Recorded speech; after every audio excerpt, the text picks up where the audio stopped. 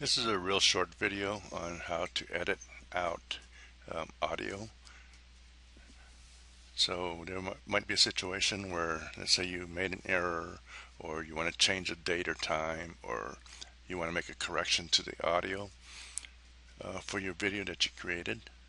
So I'm going to cut out just this portion right here. Okay. So it sounds like this. You will see on the right hand side of your screen,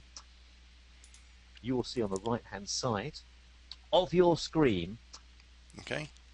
You can just select the area like I did right now, and you can just use the cut, but utilizing this cut, it'll cut out this whole section where you have your audio or your video and your audio. So let's say on your slide you had a transaction changing slides, or if you had animation, if you cut this portion out, you'll cut out the animation or changing of the slides. So it seems kind of awkward. So what you could do, you can lock your video track. This is your video track right here.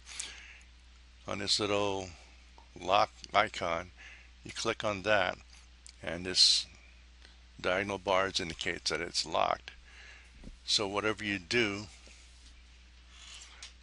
let's say you want to just remove this portion of the audio, you can use the cut now, and it will not remove this portion of the video. Okay, now I'm going to show you what happens and why it's not a good idea or good practice to do that.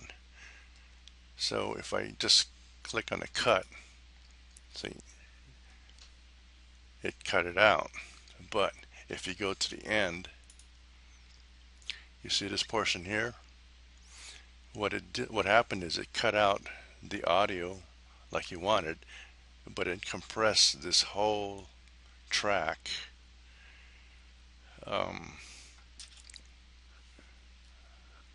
back to where you were right here. Okay,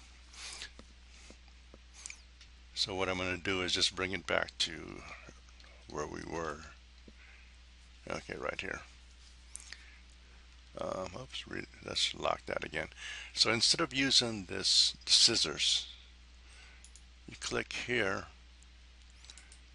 and right mouse click, and just click on delete. Okay, so as you can see, just the audio was deleted, and if you go and enter the track, see, it's still there.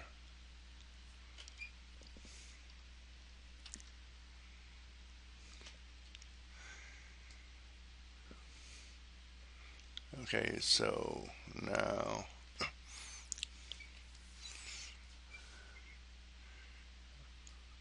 oops, I took it back to before that. Again, let's delete this. If you want to narrate over what you just cut out, there's two ways you can access the narration. Under this more, there's voice narration, or under tools, there's also voice narration.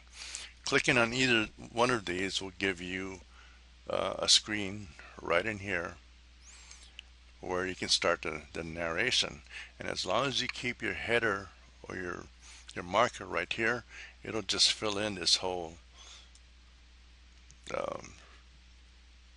audio section that you cut out and put it on the track number 3 up here. Okay, so we're going to do that. Okay, so as you can see, it's picking up my voice now, and all I have to do is start recording. So the timeline head is right where I want to start it, exactly at the same point where I removed or edited out the audio, and I'll start recording, and we'll just stick it right in this spot right here and stop.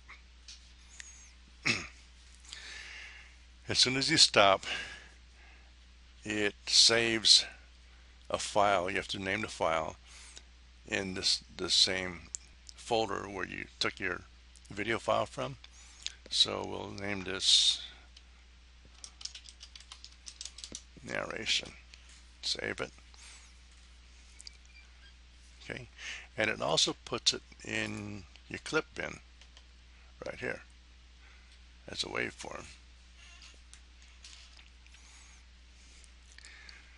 So in this case I went a little bit too far, so we can just move it like that.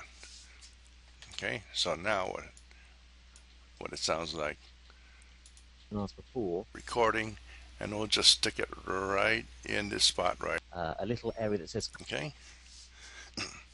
Another trick is you can, if you notice that like Chris's voice, the audio is a lot lower than what I recorded. So we can take the recording and it's, oops, just to be safe, let's lock this. Okay, so we're just going to edit the recording on this audio right here. And I'll take it down a little bit. Kind of match the height of this right here. Alright. So we go back here and see what that sounds like. webinars before, Recording, and we'll just stick it right in this spot right. a little area that says questions. Okay, I hope that made sense and helps you out in your editing.